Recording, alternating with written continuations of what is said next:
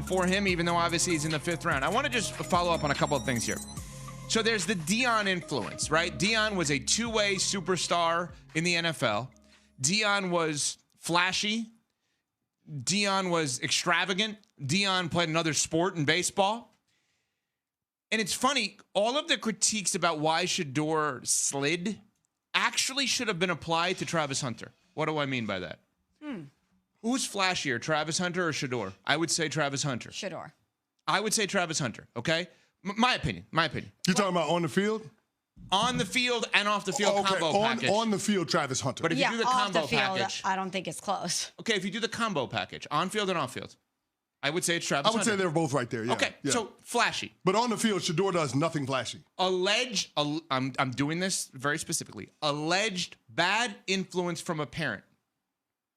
Travis Hunter's dad had to get out of jail to go and see him at the draft. I'm not judging him. I don't know the circumstances. Yeah, he had to get permission. Yeah, I'm not saying he's a bad parent. I'm saying he's in a bad situation that he created. Sure.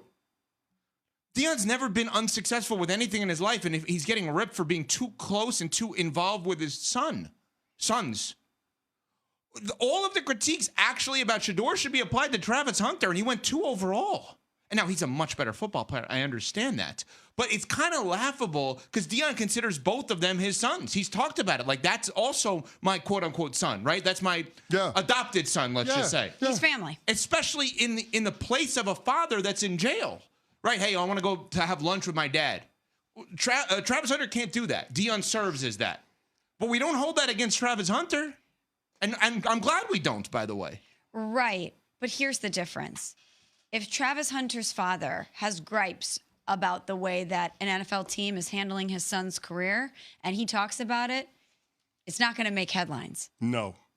If Shedeur Sanders' father talks about gripes that he has about the way an NFL team is handling his son and his career, it is going to make headlines. We're going to play the sound. We are going to analyze it from sunup to sundown here on ESPN. Everybody is going to have commentary on it, which is going to shine a light on X organization and allow for there to be conversation picking apart how they're handling this young player. And that is the influence that we're talking about. I'm not talking about a negative influence towards Shedeur. Talking about a voice. I'm talking about what could be influential that could negatively impact an organization and the choices they make on how to handle this young player.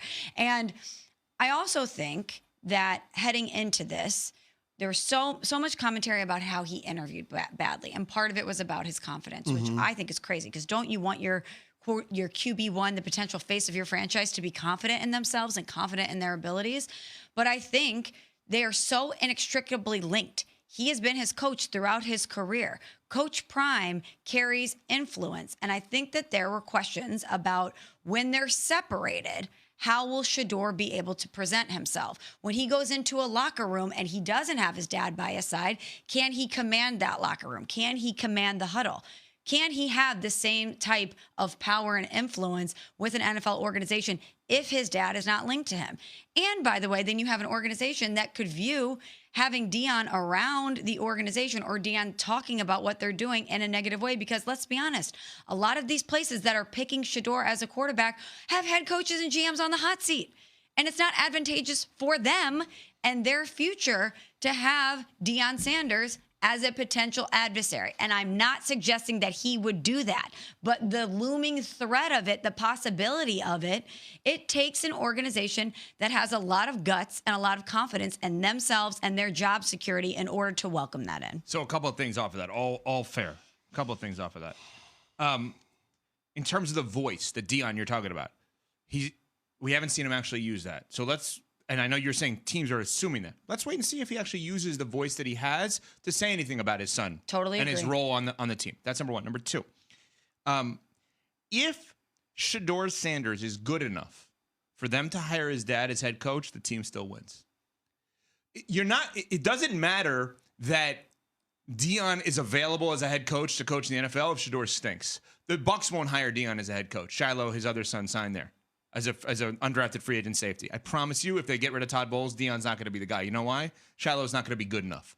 If Shedeur Sanders is good enough where Kevin Stefanski loses his job, The Browns are still in great shape as a result. I'm gonna make one other prediction. At some point, our teammate Jeremy Schaap, who's a phenomenal storyteller, will sit down with Shedeur Sanders and Jeff Ulbricht's son, the guy who made the prank to Shedeur. Because did you notice something in the prank, the statement from Jax Ulbrich, the defensive coordinator of the Falcons' son, who pranked him saying he was getting drafted? You notice something in there? There was a little note in that statement about the who of Shedeur Sanders. Shedeur, thank you for taking my phone call today. Yes. Yeah. He's handled himself really well. There is going to be a story that comes out about that where Shedeur and Jax Ulbrich, I guarantee you, will be connected in life because Shedeur is going to look at this young man and say, I don't want to ruin his life because he tried to ruin mine. I will bet anything that will happen. How many times you see athletes not taking phone calls from other athletes who try to, like, by accident hurt them or dive for a loose ball, et cetera, et cetera. This guy did a terrible thing. By the way, I think he should be labeled former Jets coach, not Falcons defensive coordinator. I mean, if you're going to have a prank like this, it's former Jets coach. Let's be fair. Yeah. But the point is, Shedeur is already showing his character positively, I think. Guys, thanks for taking my call. Are you That's overthinking important. this? Like, are we overthinking this whole Shedeur stuff, right? Because there has been rumors about how this pre-draft process went, right? There was allegedly interviews where with certain teams it wasn't great, right? Like, if you're on the fence about a prospect and they come in and they're not on the top of the game, it's like people have hired people, right? And, oh, you interviewed this guy's resume looks great. They sit down. They're having issues with it, right? Like within the interview, and you're like, well, that changes your opinion. No, you're 1,000% right. But let me ask you a question. Because Hembo from Get Up was the first person to give me a comp months ago that I used. He said, this is 6 months ago probably. He said, Shedeur's probably Geno Smith. And he was saying that complimentary. Geno Smith is a second-round pick. Was then and would be now amongst quarterbacks. No doubt. So you may be right. Let's play this out. Shedeur's not as good as we thought he was. Bombed every interview. Comes off cocky. Teams are worried about Dion. Is that enough to slip to the 5th round? Fifth round? All right, well, I'll turn it around. Tom Brady, do they not need a backup quarterback? Brady's mentored him, right? Like the Steelers had him in the building for for a visit and went with Will Howard. Yep. So like, when teams that need someone are bypassing him, what does that tell you? Is it full league conspiracy to say we're going to teach this kid a lesson? Like, you're not your father. Don't come in here extremely cocky. No, there's a line that's but that's the part though, Nuno. Like, even if he bombed all the interviews, he was still one of the 25 best prospects evaluated by our people here at ESPN. Now, either they don't know how to do their job or there's something else at play here. So when you start throwing out the hypotheticals around the whole league conspiring and trying to teach Shedeur Sanders a lesson, I don't know what's true or what's not true. All I can tell you is based on what my football eyes tell me and what our draft analysts have told us is that Shedeur Sanders should have got picked a hell of a lot higher than pick 144 in the 5th round. And I can't say that it's strictly a football decision.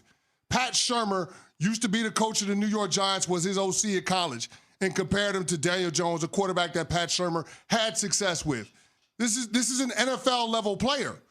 He's a good quarterback prospect. Not great, but a good quarterback prospect. And because of the premium position, those guys always get pushed up. So the fact that we saw so much downward pressure on Shedeur Sanders throughout the course of the weekend, it feels to me like there was something else at play. It's The Enemy of the State Line, the movie that you and I love, CC. It's the Gene Hackman, late great Gene Hackman to Will Smith. You're either incredibly smart or incredibly stupid. It's not going to be in between. No. The Browns either got the steal of the draft or the Browns didn't follow everyone else's lead in the draft. Xin chào tất cả các bạn đã quay trở lại kênh YouTube của mình. Mình hiện làm người làm video sáng tạo nội dung trên nền tảng YouTube nha các bạn. Mình sẽ sáng tạo những video hướng dẫn cắt dán cho các bạn này. Đây là những sản phẩm của mình đã cắt dán rất nhiều những sản phẩm của mình đây này. Mình sẽ giới thiệu cho các bạn cách mình tạo ra những video viral của mình nha. Đấy. Để tạo được những video